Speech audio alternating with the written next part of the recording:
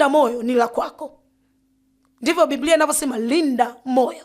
Kwa hiyo jukumu la kulinda moyo wako ni la kwako. Sikiliza mtu wa Mungu, utanielewa vizuri kabisa. Na Roho Mtakatifu akusaidie kuelewa, na Roho Mtakatifu akusaidie kujua. Haleluya. Nimesema jukumu la kulinda moyo wako ni la kwako, sio la mtu mwingine. Namaanisha kitu gani? Namaanisha kitu hichi.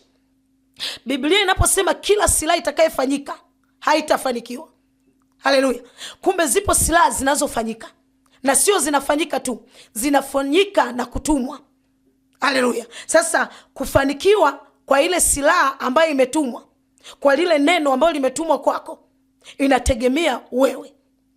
Haleluya. Inategemea wewe vipi kujua jinsi yani unaweza ukaondoa maneno au mambo magumu ambayo yalishawahi kutokea ndani yako na akatesa akasababisha majeraha makubwa. Haleluya. Jinsi gani ufanye au nini kifanyike.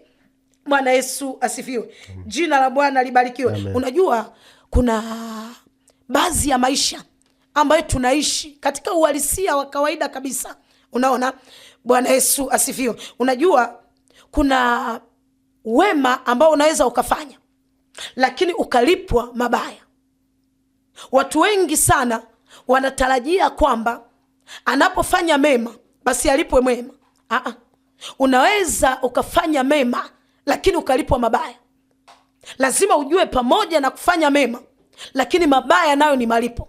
Ndani ya akili yako kwanza lazima hichi kitu ukitambue, kwa sababu usipotambua kitatesa moyo.